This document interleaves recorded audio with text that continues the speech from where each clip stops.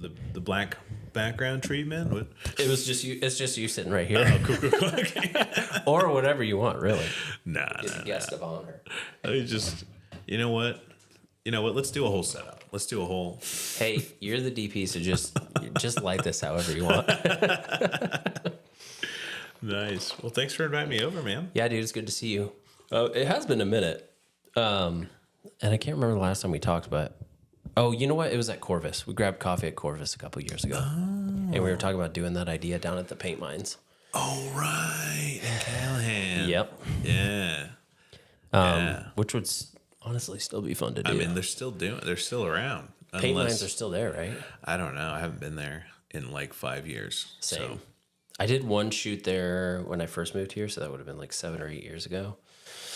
And we went down there, and right as we got there, it just started hailing and raining. So it was us and the talent and the crew like hiding in the caves, like waiting for it to pour. There is a cave you can hide in. Yeah, Okay, yeah. There's cool. some overhangs, and then we just waited for the storm to blow through, and just kept shooting. It was kind of fun, actually. Nice. Yeah. Yeah. Hail's no joke. Can't mess around with Dude, it that. can be deadly, especially out here. Oh yeah. It's crazy. No, I was driving one day. I thought I was gonna hit my window, like break my windows. Like it was that heavy. Oh, really? Yeah. And where pull over? Where do you live again? I live in South Denver. Okay, South Denver. Yeah, Nice. Yeah, hell yeah. Carlos, can you give me just like a quick little intro about yourself for everybody listening? Yeah. My name is Carlos Malache. I'm a cinematographer based in Denver. And you can find me at carlosmalache.com and at carlosmalachedp on Instagram. What projects are you working on currently? Because I want to ask you about Portal. Because I've been seeing a lot about Portal. To be honest, I don't fully, truly know what Portal is. I haven't done a deep dive or anything because I wanted to ask you. Yeah, dude. So yeah, maybe give me a quick lowdown on what Portal is. Yeah. Well, we're a strategy first creative production studio. Okay. Focused on community, culture, and connection. Very cool. Yeah. And how did that idea come about? Well, I don't know why, but I'm constantly in the process of always like doing things that are progressively harder to do. Mm-hmm. I don't know what it is. But if I'm not doing something I've never done before, I almost don't feel like whole, you know? Yeah. So there's always got to be some aspect for me that, I don't know, you're just like building something new in life. Yeah. I don't know. It's probably more of a chasing thing. Yeah. For meaning, for whatever, you know, because you shoot enough commercials and you're like, God, did I forget how to tell a story? Like, what are we doing here? If I have to shoot another person on a laptop, like, I don't know what I'll do. Yeah. Yeah. But, we do these things and, I guess it's just just a creative outlet, Cool. Like telling different stories, talking about connection, things like that is kind of what I was seeing. Yeah. Like real stories. Okay. Right. Like stories you can't write, stories you can't make up. Yeah. That kind of is interesting to me. Yeah. That is cool. What are some stories that you're working on these days, or some of the first ones that you shot? Yeah. This second one is about, the first one had like a life coach. Her name is Haley, and she's kind of helps people through their kind of inner child trauma so that they can get into the career that they've always wanted. So that was cool to interview. There's always a public aspect where we like drop a set in like a park or an event or something, and we just invite random people to come have conversations. That's cool. Yeah. Have you gotten anything like crazy off the bat, story wise? No, not really. I just think that it takes a lot for people to open up. It takes time, So I think it's interesting to see who participates though, because you get people from all around. Like sometimes people who look like they might not want to give you the time of day, but they do. And yeah, it's just being constantly surprised, I guess. Yeah, that's cool. Are you DPing those, or are you stepping in as a director? Are you doing some of the creative as well? Well, I mean, we've only done 2 episodes so far. Okay. And I think I wanted to direct the first few just to kind of set the tone. But eventually the idea is to open it up, right? To get other directors involved. And have it be more of a community thing. Like ideally, everyone who I've ever worked with in Denver works on one of these, you know? That's cool. Yeah.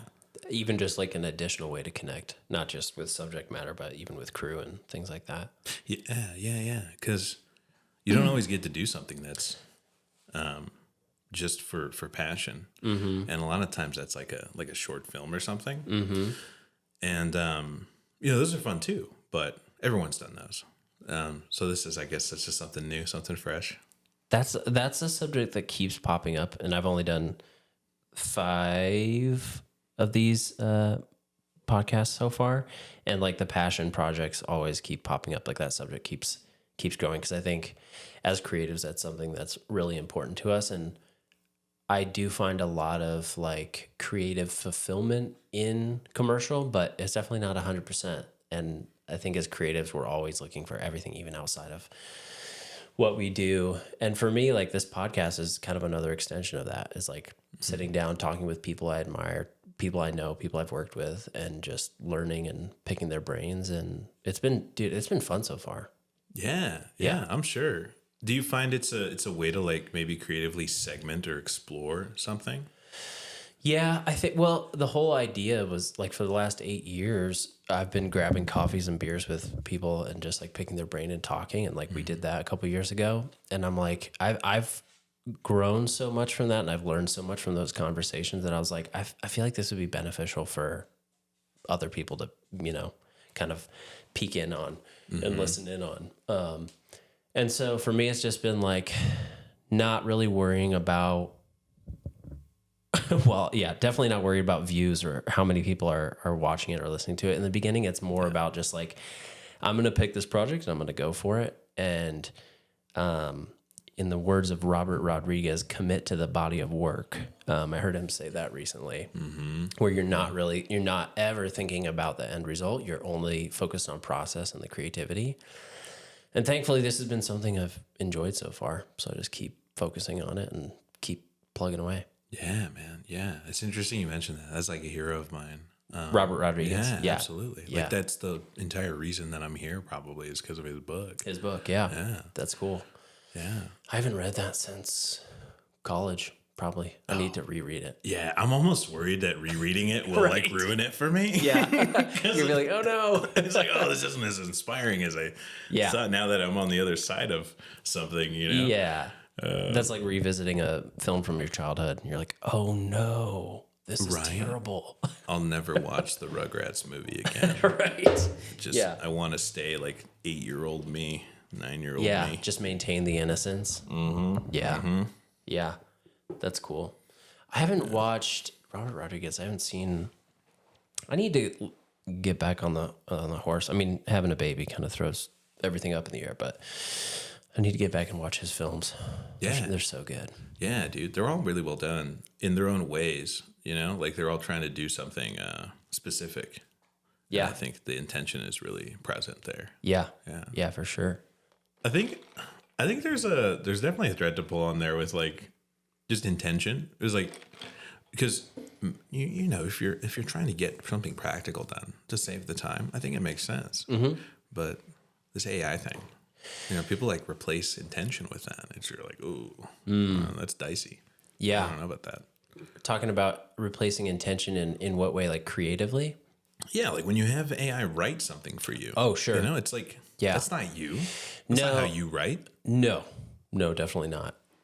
I do love it for brainstorming, though. I use it quite a bit for brainstorming, like just throwing ideas around, and like helps me out a lot. Oh, my wife's very happy that I'm bouncing against ChatGPT now. Yeah, and not her. Yeah, thank God. It's like all of the brain, the just all of the little the little electricity that's in your brain.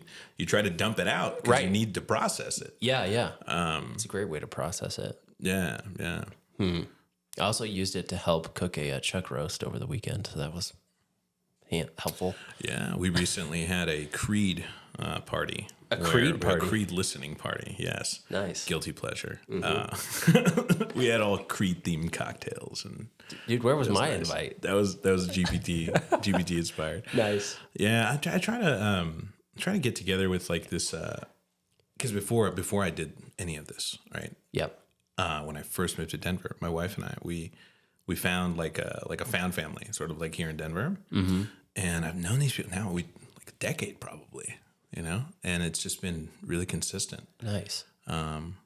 Yeah, sometimes I find it's easier to hang out with people who just aren't in the industry at all, that aren't creatives, because we always tend to talk about our ideas and our things, and we get new perspectives, but we can also get new perspectives from people who don't share our perspective and people who aren't, creative, so to speak. Just kind of like getting outside of the bubble.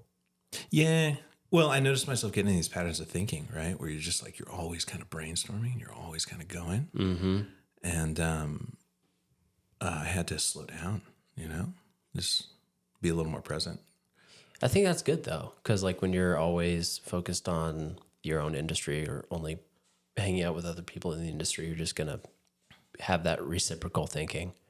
And just, Yeah. Well, we all think similar, right? Like, right. Yeah, we're all chasing something. Right. I think. Yeah. Yeah. Yeah. That's a good point. Yeah. I think it's the chase that we're addicted to. It's not even the destination, because you get there. Mm-hmm. I mean, there was a day where, one of my goals was like, oh, just shoot a commercial, just a commercial, any commercial, just, and now I've done that a lot. Mm-hmm. So I don't know. Yeah. The bar keeps moving. The goalpost always moves, Always. Yeah. It's always changing.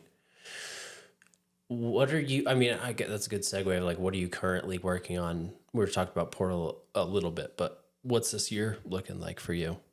Yeah. I mean, every year is a new beginning, I feel like, because there's so many peaks and valleys with freelancing, and it's good to try new things. And I think what I've found out is that commercially, like when I'm in a commercial, not a director, like probably way better as a DP for commercial stuff.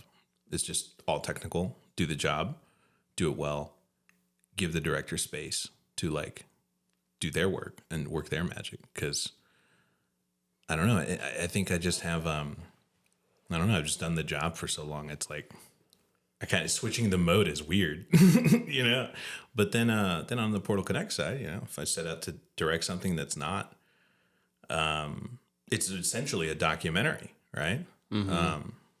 And I think it's a reflection of maybe the shift that I've had in my life, where we spend so much time trying to write life, but really life's writing us, and we just need to let it. That's cool. Do you find switching in those hats, going from DP to directors, is really based mostly on the type of project that you're involved with? I think so. I think when it's like a more real person to person thing, I understand it more. But when it's like you got to create this whole world for somebody and like capture their attention and captivate them, I think I know how to do that visually way better than I know how to do that like directorially. Gotcha. Yeah. Yeah. I'm the same way. Like I feel like if I'm going to direct something, I need to be able to connect with it on a certain level. Or it just needs to be like in my wheelhouse, like the fashion stuff or the activewear stuff. I feel like I could direct that stuff in my sleep. But if it's something maybe a little more narrative in the commercial world, and maybe it's a comedy spot, probably not going to put on the director's cap for that one. Unless I can find some kind of connection to it personally. But yeah, definitely more on the DP side, where I feel like I can really be almost a little bit more of a chameleon and adapt to whatever the director is looking for. Yeah. I don't know. I grew up with a father who was just like, he was always working. Like to this day, the man's just working. Will not put it down. Yeah. We used to have this thing on Saturday mornings. My dad would get us all out, my brother and I. He's a year younger than me. All right, good boys, let's go do work time. It's like, oh, we want to ride our bike. No, we got to do work time. So I'm out there like with a machete in the yard, like 10 years old, just like crunching away. Yep.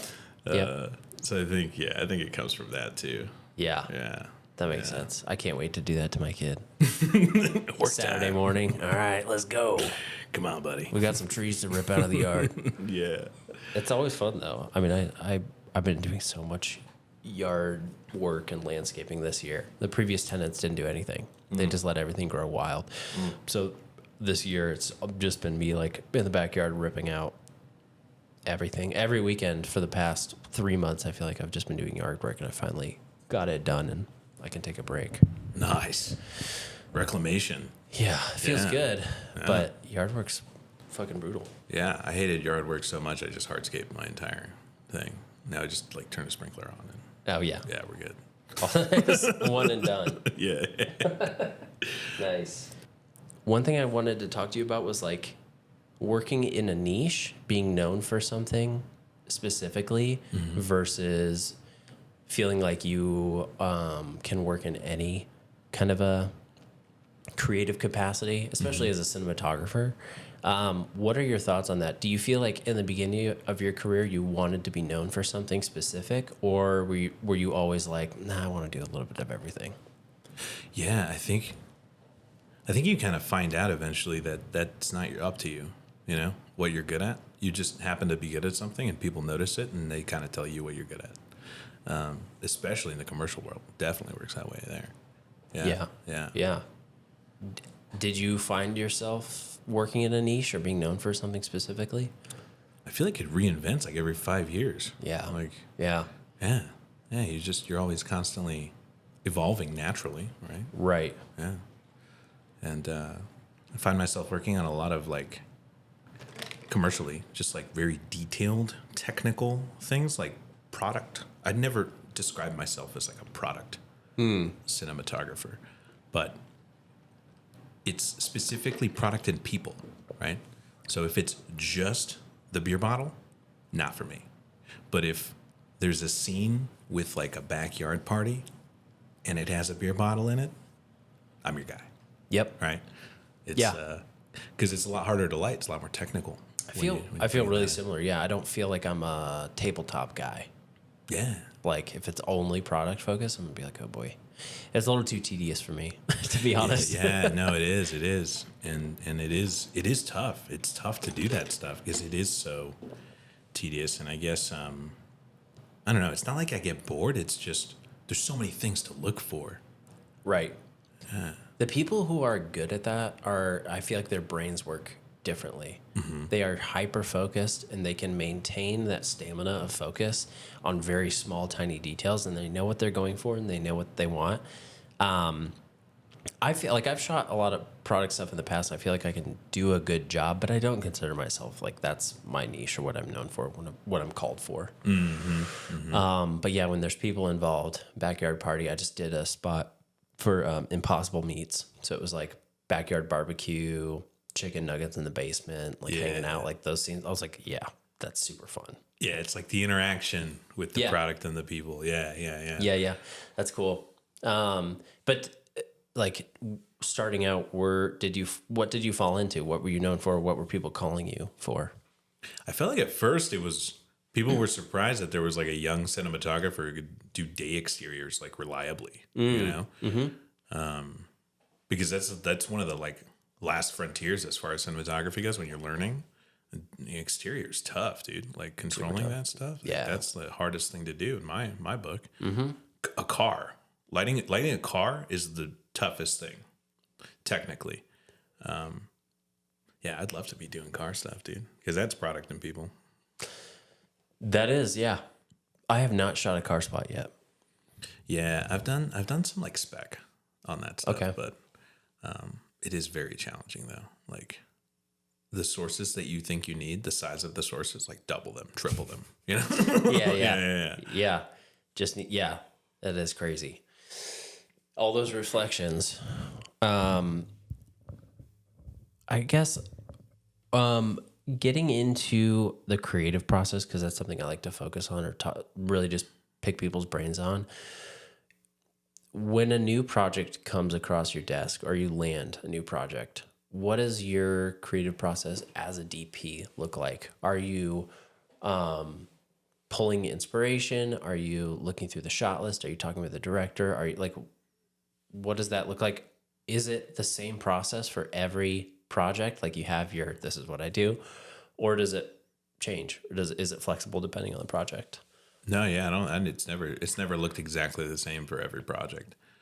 I think if somebody does that, please educate me. Let me know, because I think that's the whole job, is knowing what to do with like the project that's handed to you. And having done it enough times to know where are the blind spots. What are we not thinking about? What's going to bite us in the ass later on this night shoot when it's 2 a.m. and we're 2 hours behind? How are we going to pull that? How are we going to pull that together?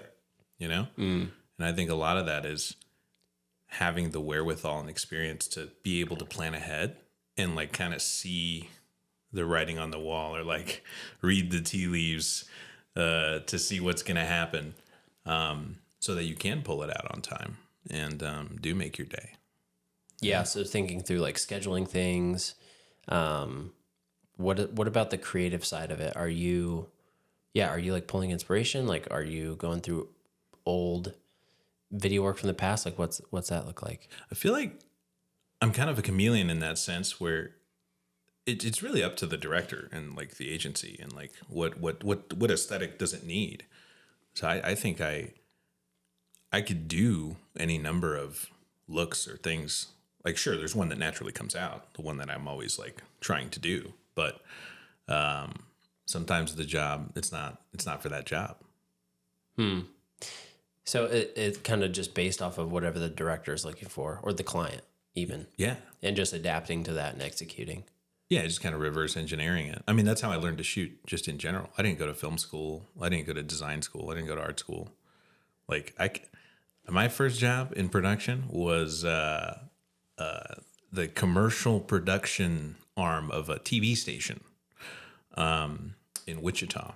Hell yeah. Yeah, dude. And I did everything. You had to write scripts. You had to edit. You had to direct it. You had to shoot it, And yeah, it's a good training, I think. You had to do a little bit of everything. Yeah. Yeah, that's kind of that similar to my start, because I started out, I went to film school for a couple of years and then dropped out, and then the plan was to move to LA and work my way up. In the meantime, to do that, I started shooting weddings. Yeah. I shot those too. Yeah. And got sick of it pretty quickly. After a few years, I was like, I don't want to do this anymore. But you do learn a lot through that process, and you wear a bunch of different hats. And then I've kind of fell into the commercial world, working at a small creative agency, and ran the video department there. And same thing, wore all the hats, and then pretty soon figured out what I was good at or what I enjoyed, and went from there. Sounds like that was pretty similar experience to. Yeah. Yeah. Well, I mean, I just consider myself a failed musician, like that's why I'm doing this, because I couldn't do that.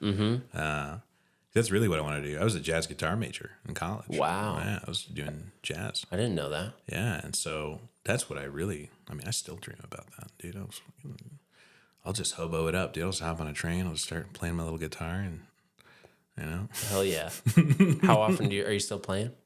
Yeah. I noodle every now and then. Yeah. My daughter and I will make up songs. We got songs for all of our dogs. Right? One of them farts a lot, so we made a song about that, Hell yeah. Yeah. That's more of a fun thing now. Yeah. That's cool though. Yeah. Start wearing a bunch of hats really, I think, has its benefits. If I had any advice for like people coming up, it would be like, try everything and then figure out what you're good at or what you enjoy. They might not be the same thing. They might not. Mm-hmm. Yeah. And it might surprise you what you're good at, but it's a good way to, I don't know, figure that out. Yeah. What projects are you working on these days? You have anything coming up that you're excited about?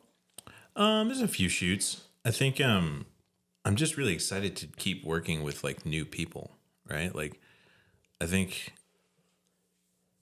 a lot of the advice that you hear is like, take one team and like just go far with them. But that can apply to like different teams, It doesn't just have to be like the one ride or die crew. Why don't you have like a big network made up of ride or dies, right? Instead of having just the one crew. I like that. Yeah. So you like, having a big network to be able to pull from and having a lot of people that you like to work with rather than same gaffer, same grip, same AC. Yeah. Every shoot. Yeah. I think it keeps you fresh, keeps you on your toes, you know? And I think there's people that I came up with, you know, like, and we're in different spaces now, you know? And that's okay. I think it's great. Yeah. So I work less with them now and like more with other people. And I think that's, I think that's great. Yeah. I'm kind of the same way. I feel like I have my core, like, go-to guys and gals, but I really enjoy working with new people because you just continue to learn, you know? So I feel very similarly in that respect. But also Denver's not that big of a market, so it's not like you have unlimited options. It's true. I mean, it's very possible to know almost everybody in town. Yes. Yeah. Which honestly, I think is a benefit. I do too. Yeah. That's really cool. Yeah. Like, Yeah. I mean, just talking about the Denver creative scene in general, I feel like you're only one person away from knowing that person, you know? And if you don't know them personally, then you definitely have a connection somewhere. yeah, no, I was talking to somebody today and I was like, I heard two names I'd never heard before ever. Oh, and really? I was like, whoa. I was like, there's people I don't even know about. Like that was crazy to me. Yeah. You're like, am I out of touch? Am I losing it? I'm losing it, dude. I'm not the hot girl in school anymore. I'm done. Yeah. There's this new guy, up and coming guy. Well, everybody has the year as the hot girl at some point. That's true. Yeah. What's your go-to camera package these days? I know you own the Alexa 35, right? Mm-hmm. So you probably primarily shoot on that. Actually, I shoot on all kinds of like Reds. I used to just listen. I just want to shoot on the Alexa. That's it. Mm-hmm. But more recently, dude, I've been doing a lot of like stuff where you just rig the camera in like a bunch of different places, and I just happen to have a Komodo, so it's like, okay, cool. We're just gonna do that, and then this camera will do that, and then this camera will do that. And I'm less of a purist in that way. I guess you asked about this year. It's been a year of breaking all the rules, the dogma that you set up for yourself creatively. Feel like I outgrew it, or it's kind of outdated now. Yeah, in what way? I just felt like, you learn when you're coming up in cinematography, you learn that like if you use the same cameras and everything's very uniform and clean, it becomes very easy to control the image across the entire pipeline. And so that's what you always end up wanting to do. But you're never in a perfect situation, right? Yeah. So there's always like variables thrown at you. And if the goal is always to have the ideal, and then it's kind of nerve-wracking when you don't, I'd rather be prepared and used to not ideal and be able to pull gold out of that than the other way around. Right. It can make you a little more scrappy that way. Yeah. So maybe I'm getting more scrappy. Maybe that's cool. Yeah. No, I'm the same way. I mean, I don't own a camera package, and I never have. And it's I've lost on jobs because of that, because they're looking for a DP who's owner operator. But what it has forced me to do is like understand all the cameras and know how to work with them and their menu systems and how they operate and how to get the best image from each one. So I've really enjoyed that flexibility in a lot of ways from that perspective. And then being comfortable, like showing up to set and being able to hop on this camera and just start ripping. Oh yeah. But we've talked about this too. I'm not a technical guy. I think like when it comes to the spectrum of like being a DP, like some guys are more technical and some guys are not. And Sure. I balance myself out by having like my AC who is the technical guy and he knows the camera inside and out. So I can be like, no, what I'm trying to do is this. I want it to look this way. And I got you. Yeah. Because my brain doesn't work that way. But I know enough to do the job well, but also like, Yeah, well, nobody knows everything, you know? True. I mean, the world would be boring if Also, everybody knew everything. Yeah, and there's nobody who understands the Sony menu systems at all. You No, can't not convince a me. single soul. Not even the engineers, No. I bet, if you ask them. No. If I could speak Japanese, I'd just call. I'd be like, talk to an engineer. Yep. Try to get their Take it up with perspective them. on it. Yeah. Because my dad's an aircraft mechanic, and he would always talk about the engineers, right? Cool. He'd always be like, well, these engineers, you know, they design these things, but they never work on them. So the bolt's in like some impossible place. I feel like cameras are the same way. Yeah. Yeah, it's interesting. Your dad being an engineer. I was talking with Jack a couple weeks ago. He was on the podcast, and we were talking about, or he brought up the fact that art and science used to be the same thing.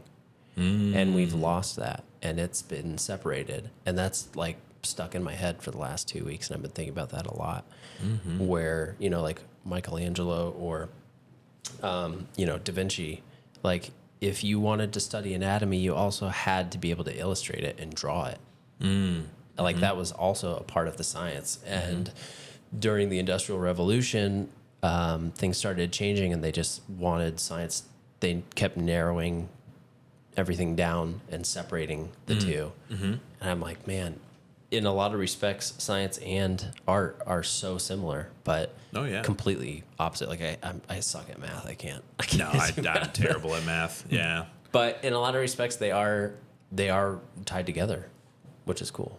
Yeah, I think inextricably, right? You can never divorce the two. Right. I guess maybe that's why I like it so much. It's because I feel I've always felt like I've had both sides. Like I understand both things. But it's kind of the marriage of those two things, right? yeah, I think I just have this. I've always been self-taught. Like I taught myself to play guitar. I never had a teacher. I taught myself cinematography. I never had a teacher. Never even really had a mentor. You know. Yeah. In this world, and I think that's good and that's bad, right? Because it takes you a long time to sort of like really learn the lessons that maybe if you had somebody guiding you, you would already know them, right? But I don't know. I think I like it better this way. Just figuring it out on your own. Yeah. I do too. I think it's an important quality to have for sure. Also, everything's on YouTube, so yeah, that too. Have at it. Yeah. I mean, that's when I remodeled this basement. It was like, if I had any question, there are 20 different answers. And it's like, oh, okay, cool. Like, I can figure this out. But there's always like a dark knowledge aspect to it, right? Like stuff that's not on YouTube. Like, that's true for everything. Sure. I think. Yeah. Yeah. I mean, even with music, dude, I would talk to some recording engineers when I was playing in bands in high school. Just some of the stuff they knew, like the tricks they would do. Oh yeah, like tricks of the trade. Yeah, thicken up the guitar sound by doubling it up. You know, there's like harmonize the exact same thing, just like in a different like harmonizing, right? Like different notes, but still in key. Interesting. Yeah. Or yeah, you're like talking to to a gaffer who's been doing it longer than you've been alive, and they're like, oh yeah, there's little tips and tricks that they just let you know, and you're like, oh, that's incredible. Oh yeah. I mean, there's all kinds of stuff like that. Yeah. And I think after a certain amount of time, you start making up your own. Right? That's where I'm at. I think I'm starting to make up my own stuff. Like yeah. Like one of the things is like, if a director asks for a slow mo, well, what are you gonna do? You got to relight the whole thing, right? You're spec'd out to this thing. No, you overlight the entire set and you ND it down. Yeah. That way, when the director asks for slow mo, you just pull out the ND. You're ready to go. Easy. Super smart. Yeah. Yep. Yeah. Great. Let me write that down. Dude, have you gotten to the movies at all? Have you seen anything good this year? I love a good popcorn movie. Yeah. Yeah. Maverick, F1, all the big ones. I haven't seen F1 yet. Yeah. I've heard good things, though. It is good. It's very, very Maverick-like. Right. Yeah. Yeah, that's what I've heard is like, it is exactly what you would think it would be. Yeah. I mean, I also like The Brutalist. What's that? That was a lot, though. Yeah. It was a lot. It's like almost 4 hours, right? Dude, there's an intermission. Right. Yeah, I haven't had 4 hours free for a while, so I haven't got around to that one yet. Yeah. It starts to happen more after year 2, I think, after the kids too. Yep. Get a little more free time. Yeah, I don't know if that's just me though. Sure. My partner and I, we're at home a lot, just because she's a teacher. She's got summers off. Oh yeah. You know, and consequently, that's busy time for me. So I get more work done. Right. Yeah. That makes sense. That's a good balance to have. How long have you been freelancing? Most of my professional career. I think I got out of college in 2014. Okay. I started freelancing in 2017. Okay. And then kind of that was like a 80-20 thing until like 2019. Then I went full time. Okay. Yeah. That's when I started, was 2017 when I moved out here. Nice. Yeah. Yeah. 8 years flies by. Oh yeah. Dude. It's crazy. Dude. Yeah. What were some of your favorite things? Are any formative experiences on set? Where you just kind of learned? When I first started? Yeah. That's a good question. I mean, I feel like I learned a lot from shadowing in the beginning. I would just come on as a cam op or an AC in the beginning, and I just kind of learn. But I've always kind of same thing. Like I've always been self-taught, and just I went to film school for a year and I loved it, but I learned way more off of YouTube and the internet and just talking with people, sitting down, grabbing coffee, picking their brains. And I think just starting out small, like the jobs that I landed, dude, one of the first jobs that I landed out here was filming. It was like an event coverage job, but it was like filming this, I think it was a month after we moved here, filming this 50th high school reunion. And I remember just like standing there with this tiny, like shitty DSLR and being like, what the fuck am I doing with my life? Is this the job? Is this what I'm going to be doing? I got paid like $50 cash at the end of the day. But like literally like starting small and then slowly working your way up, and one thing leads to another, and having conversations with, I think that was a big thing. Like I said earlier, is I started working with, some gaffers in town who've been doing it longer than I've been alive, and just being honest with them, being like, hey, I've never shot a scene like this before. How would you go about it? And just really being a student in that mindset, and not trying to be like, yeah, I got this shit, which you do have to kind of fake it till you make it to a certain degree, but also like really leaning on crew members. I mean, I would tell my first ACs to be like, I haven't shot a scene like this or led a scene like this before. Like, you have any advice? And going about it that way, I feel like was really beneficial for me, at least. Oh yeah, no, it's true, because like gaffers have way more set days than DPs. Yeah, yeah. Like they're gonna be seeing way more stuff. Your grips, some of them are very passionate about film and analyzing the camera work and stuff. Some of them aren't, but that's okay. I mean, you get to. That's what I love about this, man. Is you get to learn from so many people.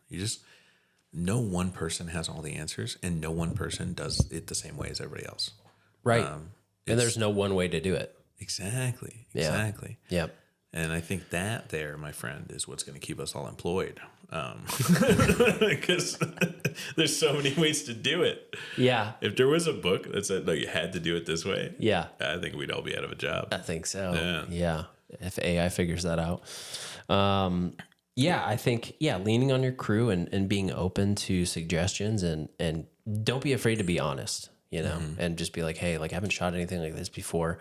And try and learn. Cause they're there to help you out. Yeah.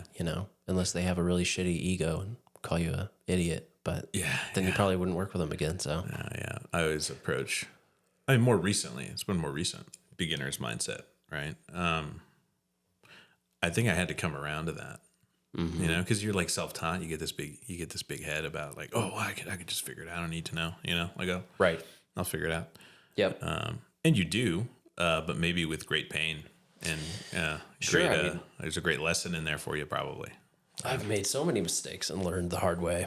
I feel like everybody does, but how is your experience being a dad and freelancing and being a creative? Oh man. I don't know. I don't know if my experience is going to be like relate to anybody's because I had a COVID baby. You know, I think a lot of people had COVID babies. good. Yeah. Yeah. But yeah, I don't know, man. Yeah. For me, I guess I could start out by saying like I found the biggest challenge to be on the creative side of it when I need to sit down and work on a project creatively.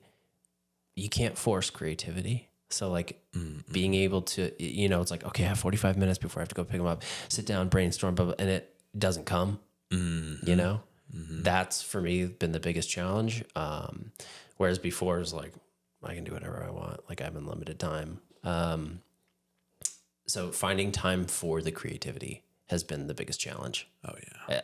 Relate, not being a father in general, but relating to the job. Yeah. Yeah.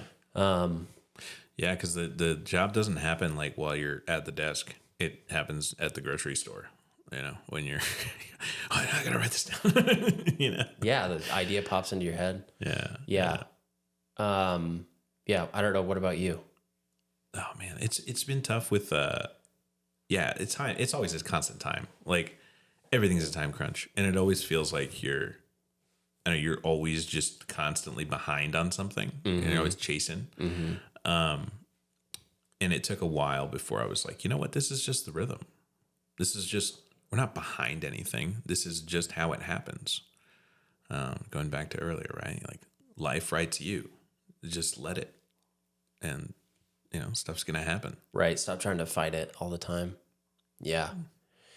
Yeah, it's a good way to look at it because it can be super stressful if your schedule gets thrown off or your plans get canceled or last second or your kid is sick at daycare and you got to drive everything, go pick them up. Yeah, not getting frustrated from that and just kind of living in it. Yeah. Yeah. Easier said than done. 100%. Dude, being a dad is the best. I fucking love it. Yeah. It's awesome, but it's also the toughest, the most challenging thing I've ever done. Yeah. It's more, I don't know, the world becomes so much, at least for me, I used to feel like the world was just so big and just like all the experiences you could have and everything. And the older that I get, the more I realize that we're all pretty much care about the same things and are very similar, with different environments, different packages, like, sometimes I think about it like little action figures, you come with different accessories, but you're still just an action figure, Yeah. Yeah, so. Totally. Yeah. I feel like you can relate to people other people who have kids, you can relate to them on another level that you couldn't before. Like I would do these, I'd be on set on some, whatever job it was, and it was super stressful. And I would notice that like the guys who had kids were always way more chill than the guys who didn't. Yeah. And I now I get it. Yeah. Because it's not as important as you think it is. Exactly. Exactly. Everything's kind of put into perspective. You're like, yeah, it may not be going our way right now, but like we're gonna be okay. We're gonna figure this out. Yeah, because you've done, arguably the hardest thing to do is like to raise a kid. And I'm not done yet. I'm not trying to pat myself on the back. I'm not done yet, but Yeah. I'm 5 years in. I think I'm doing a pretty good job. Yeah. And but the work life balance is really you got to reframe that. Because I was used to I still am used to just spending all of my time working on something, right? And you just don't have that time. And so one of the things I say, well, at my house, right? One of the things we say is like, there can never be balance, but there can always be harmony. That's cool. So find the harmony. And sometimes the harmony is you're not working, and you're taking a whole day to intentionally not work. Yeah. Just to be there with the kid. Yeah. Yeah. To be present. Yeah. To not be on the phone. Yeah. Just like, you'll send the crew deal memo out. Like it'll get done. Nobody's going to be mad at you that you sent that the day before the shoot, Yeah. It'll be okay. Yeah. Right. Right. That's a good perspective, man. Yeah. Yeah. What about what do your kids teach you? Or what does your son teach you? Because my little girl teaches me every day, dude. Yeah. Yeah. Yeah. I mean,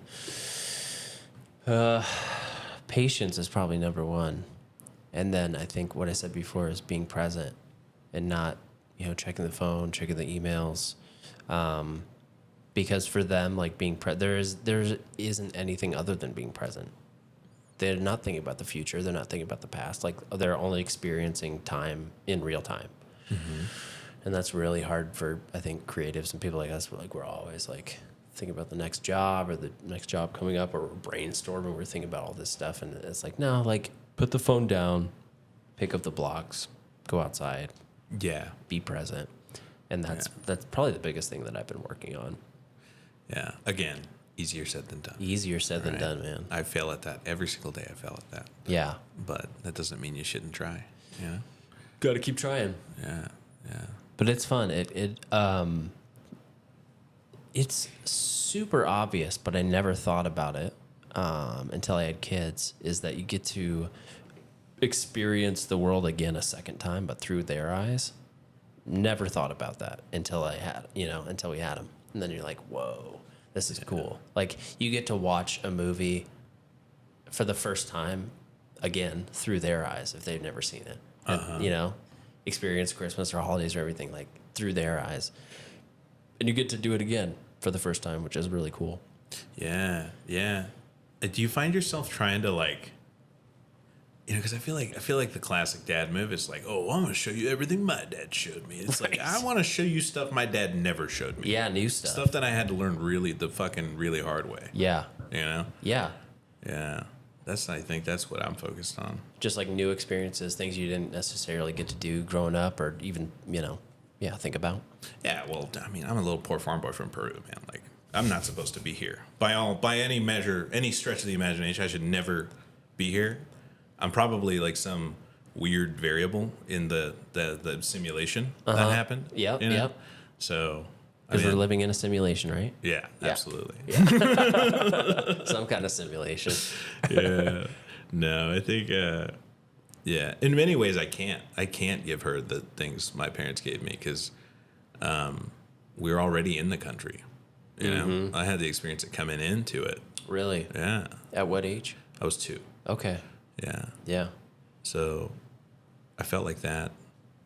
Yeah, having an aircraft mechanic for a dad gives you all the technical stuff. Mm-hmm. And then my mom's a social worker. So all the emotional sort of psychology stuff. That's cool. Yeah. That's an interesting balance. It's odd. Yeah. Yeah. That's cool, though. Yeah. Odd in a good way? Odd in the best way. Yeah, okay. Sounds pretty great. Yeah, because spending time with each of them was so different, right? Mm-hmm. And then when we were together, you're focused on something completely different, and it's like its own thing. You know? What was the last movie that you saw in theaters? F1. Okay, so that was the last one. Yeah, that was the last one. What'd you think? Dude, it's great. Yeah? I was like on the edge of my seat the whole time. Sick. It was cool. You see it in IMAX? I did. Nice. Yeah. That's cool. Hell yeah. I think the last one I saw in theaters was Nosferatu. Oh, how was that? Exactly what I thought it was going to be, and it was great. Was it sexual? Somebody described it to me as sexual. Oh, yeah, for sure. Yeah. That was, yeah. I think that's the story, though, that I didn't really realize. But yeah. Yeah. Dude, his next movie, Werewolf, he said is going to be even more insane. Oh, man. I think that's great. Yeah. The more insane, the better. This recent rise of horror has been super cool. Yeah. I mean, I feel like it's always had some kind of undercurrent, you know? Mm-hmm. I think we're probably in the heyday, right? Yeah. When it's been the most popular. Uh-huh. I don't know if that's true. You can fact check me later. I don't know. I don't either. I've never been like a horror, genre junkie, but I mean, I feel like maybe like back in the 80s, like all the slasher films, like stuff like that was pretty big. But they were low budge. Right. Yeah, it wasn't like... That's true. Oh, that's true. You're talking from like a financial They're not standpoint. getting Top Gun money to make Halloween. Right. You know? Yeah. That's a good point. Did you see Sinners? I did. I still haven't got to see it. Oh, man, you got to watch it. I know. It's different. It's on the list. It's different. Okay. I feel like there's 2 kinds of movie watchers. Like the ones that want to see the structure, like they just want the thing to play out. Like they want to see something familiar. And if they don't get it, like they don't get it. I had an experience like that with Beau's Afraid. I was kind of mad at the end. Oh yeah. I was like, what is this? Is that how it ends? What? And I just I felt like I wanted to see the story. My wife loved it because she was like, I just liked how it was different. Yeah, it made you like really feel things. Yeah. And I think that's probably the point, right? I think so. Yeah. We watched The Secret Life of Chuck, which is like a Stephen King short film that they turned into a movie. I saw that. Yeah. Watched it last night. Same thing. The ending, the film ended, and I was like, what? Yeah. Like same reaction. Yeah. And I haven't had time to like go back and be like, all right, let me think about it. But the first reaction was like, what the fuck? Like, I just spent all this time on Yeah, I spent $10 to rent this film. But yeah, I need to go back to it because it was the whole film. I was like drawn in, and then the ending was different. And I know there's got to be something in there. Yeah. And maybe there isn't. Like I felt like Beau's Afraid. It was the value of it was completely in the moment as you're watching it. Oh, it wasn't going anywhere. There's no end point. Like you experienced it. Yep. And maybe I felt like Life of Chuck was that way too. Maybe less so though. I think I got a couple bones to pick with Life of Chuck, but oh yeah, we won't get into it. Yeah. Okay. Oh, so you have seen it? Yeah. Okay. Yeah. I've seen it. Yeah. Yeah. It was enjoyable, but anyway. Yeah, I mean, at the end of the day, I'm not the one shooting these movies, so. That's true. What do I know? I'm just the DP. I'm not the director. Yeah, no, what do I know, man?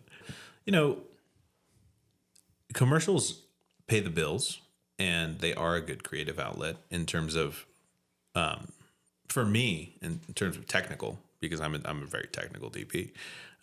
So it just scratches that itch, but it doesn't always scratch the creative itch. And I think the creative itch for me is different. And I think I'm much more interested in like real people and there's the stories and just like learning from that. Yeah. Yeah. Because I find that the most unassuming people are the ones that teach me the most. In from like a creative perspective or just life in general? Life in general. Like we all have these assumptions, right? About what this kind of person looks like or acts like or is like or where they live or what car they drive. And it just says a lot about you. And I think everyone knows, don't judge a book by its cover. But we all walk around doing that. And I think, I don't know, it's helping me, I guess, personally, just kind of work through those things. Yeah, having like a creative outlet outside of just the job, because the job that we have is very creative by nature, but sometimes it isn't necessarily fulfilling. Not all the time, but sometimes. Well, there's different versions of success, right? Like, I think a successful shoot is when you make your day, nobody died, the client's happy, we're under budget. Nobody died. And we're good. Everybody gets paid, everybody go home. Great. Yeah. That's one version of success. The other is like you made something super sweet and maybe the client's not happy, but you made something super sweet. Like I said, the goalposts always move. Yeah. Job to job. Yeah. Do you have, is this something you're with Portal? Are you planning it out or are you kind of like shooting one episode and then going to the next and be like, all right, what's next? Sort of. A little bit of both. It's more, I guess it's more intentional because when it's a job, you're like, okay, when's the next job? Yeah. But when it's with the Portal, it's like, okay, is it the right thing? Should I invest my limited time and effort into this thing that, it doesn't necessarily have a monetary payoff. You're doing it because it's, I don't know. I guess I feel something. I guess it just gives me the little fuzzies. Yeah. Yeah. That's amazing. Yeah. I think as far as assembling a team goes, it's like, well, your keys, obviously. You always think about your keys. And usually it's like somebody you worked with recently or somebody you haven't worked with in a while. And you just know that, they'd be good for this because we need a lot of RGB lights and they have a lot of those. Right. Sometimes it's a more pragmatic decision like that. Other times it's just like, I just want to hang out with my homie. And yeah. we do a good job. So I feel like that happens a lot.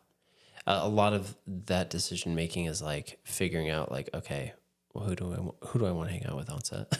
Kind of, yeah. It's a big thing. It's like a chemistry thing, right? Like who would be a good fit for this job versus that job. Yeah. Do you feel like it's a conscious decision? Like when the job lands, when it comes across your desk and you're like, okay, this is the job, then you just start thinking like who you want to reach out to based off of, like you said, logistics or even from a creative perspective. Yeah, yeah. I mean, honestly, I don't know that there's any like rhyme or reason to it. I know some DPs have like spreadsheets, you know, they like, Oh yeah. I don't have nothing like that. Come on, man. Yeah. What are we doing here? Too technical. I'm an artist. We don't take spreadsheets. I'm Yeah. just kidding. I have a lot of spreadsheets. I do. Like, keep track of my finances and my budget. Yeah. Like, It's a necessary evil. No, it's necessary. Yeah. I'm pretty sure I'm just like raw dogging the ADHD, you know? Just like doing life unmedicated. Just going for it. Just going for full send, dude. I mean, when it comes to prep, like prepping for a job, what does that process look like? Like it sounds like you maybe don't have a set process and you approach things differently each time. Beginner's mindset. Yeah. Yeah. Yeah. Yeah. Because every project needs something different from you. And if you go in with this preconceived notion of like, I need this camera package, or I need this crew, or I need this many people, or you're not going to do what's best for the job. Right. Yeah. That makes sense. Yeah. Let the job tell you how many people you need and what kind of camera it needs. And then go from there. Yeah. Yeah. Yeah. I feel like I'm similar. I'm like split maybe 50-50 with that because I have my, my prep process, but also every job is so different. And how you get that job is so different. Like you could get an out of town production company who comes in and they have the creative ready to go and you just need to execute. So that prep process looks totally different. And maybe you're not getting like a location scout day or,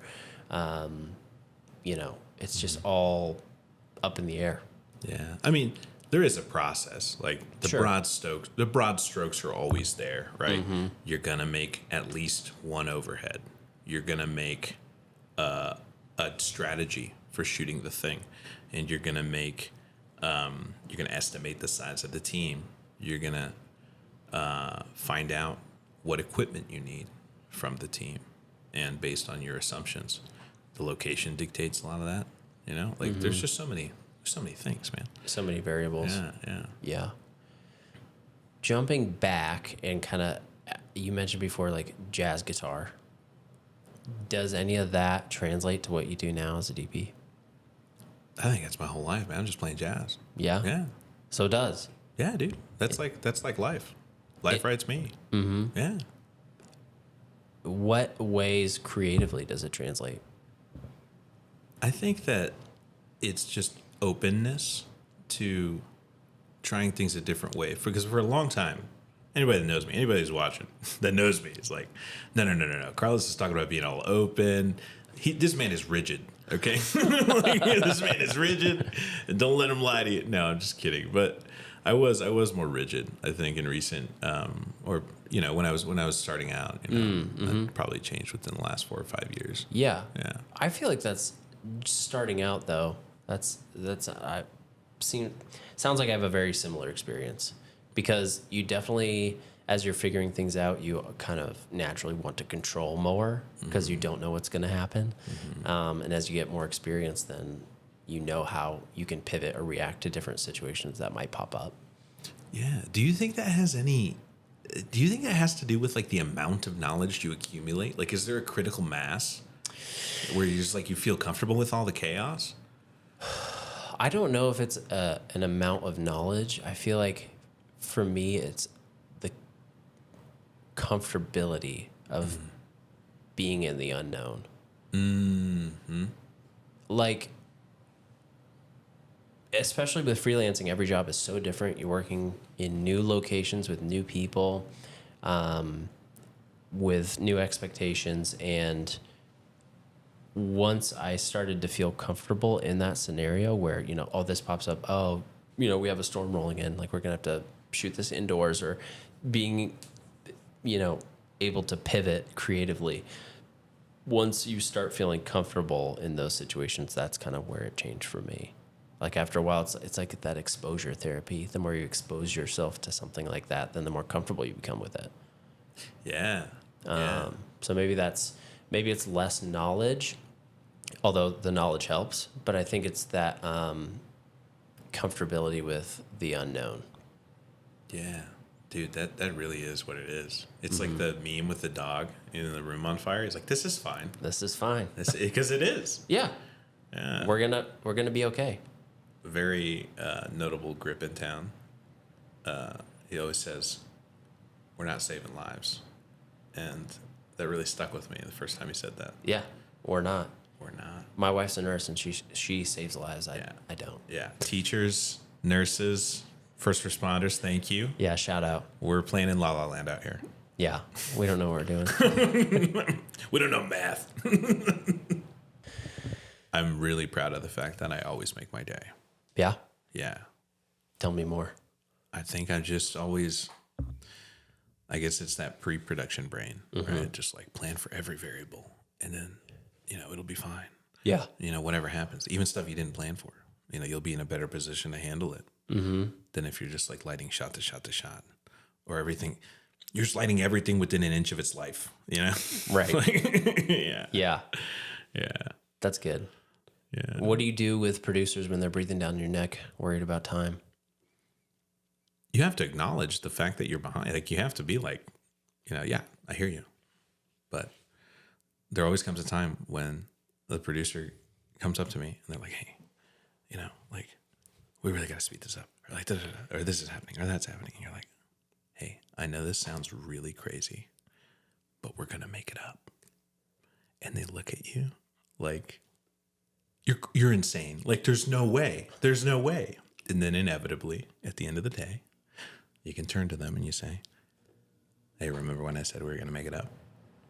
Because you did.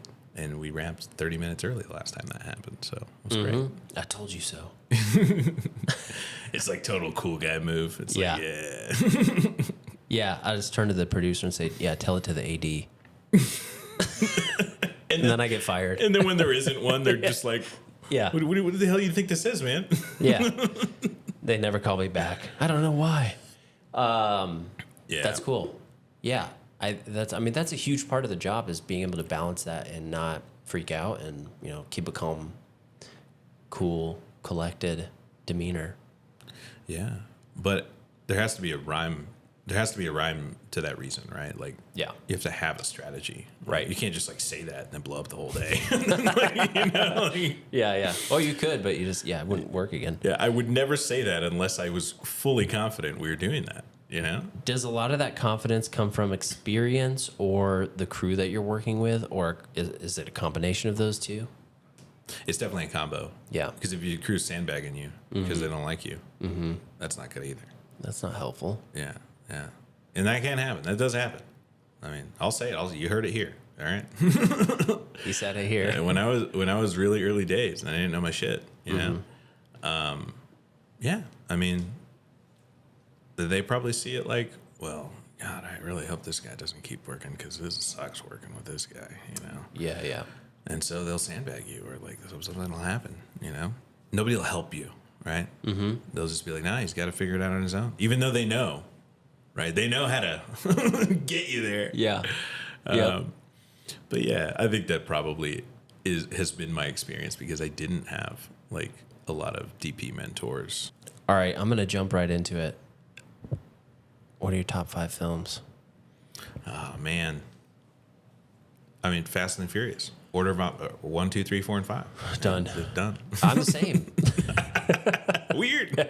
How did you know? My issue with my top 5 is I have not really gone back and updated it since college and film school. So it's like it's stuck 15 years ago. Bro, my problem is like I have like a top 5 for every category. Like, you just ask me about like any conceivable category, I probably have a top 5 for. Okay. Yeah. Like top 5 Chris Nolan films. Top 5 films that Hoyte van Hoytema didn't shoot with Nolan.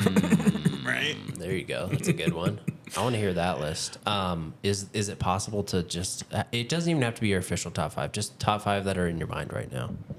Well, I know this is gonna sound weird, but I really love, like, in college, I didn't go to film school, but I took this one film class in college. Had a really big effect on me. It was called medieval film, and it was taught by this English professor, and he showed us The Seventh Seal. He showed us Joan of Arc, and he showed us I forget, blanking on the name.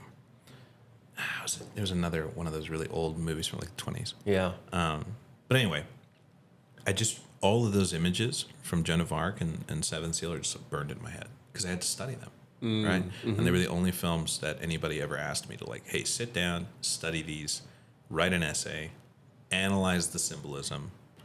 And so I guess those are big ones for me.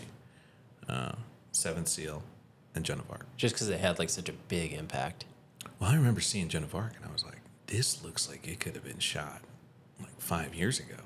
Like, that's insane. Yeah. And then you start to learn about the cinematography and unpack like the fact that they had to shoot at like 60 ISO or ASA, and just to get an exposure on that, like what kind of lamps they needed and like how big the camera was. And then there's all these dolly shots. And then at the end of Seven Seal, there's like this 1,000 millimeter like helicopter shot. It's the last shot in the film. It zooms. You're in like a full shot, like up from a high angle. You think it's like a camera on a cliff or something, and then it starts tracking, and then it zooms out for like forever, all the way out. It's like 1,000 mil lens on a helicopter in like the 20s, and you're just like, wow, like that's. I don't know, man. Yeah, that's wild. Shit's easy compared to that. Yeah. I'm never going to do anything that hard. No. You know? No. Yeah. It'd be fun to try. Should that be our next passion project? Dude, we're going to shoot this on a... They don't even make it anywhere. Yeah. Found some old gaffer in Hollywood. Yeah, he had one in his garage. And yeah. He said he'd do it for a pack of smokes. He did it for his own enjoyment. He knew he'd fail. Yeah. Do you have any passion projects coming up? Oh, I guess Portal is the big one. Anything outside of that right now? You know, I'm really passionate about working on other people's passion projects, which I know nobody says, but I really am. Like, I love. I grew up in a house where the entire goal of like existing, right, it was just to serve the people around you, and don't expect anything in return. Right. So whether it's your neighbor or a little kid down the street, whatever it is, just find a way to serve the people around you. And I find that that's served me very well in my life. And I try to stick to that, even when it might work against you to do that. You still do it. It's a great way to live. Yeah, man. That's cool, man.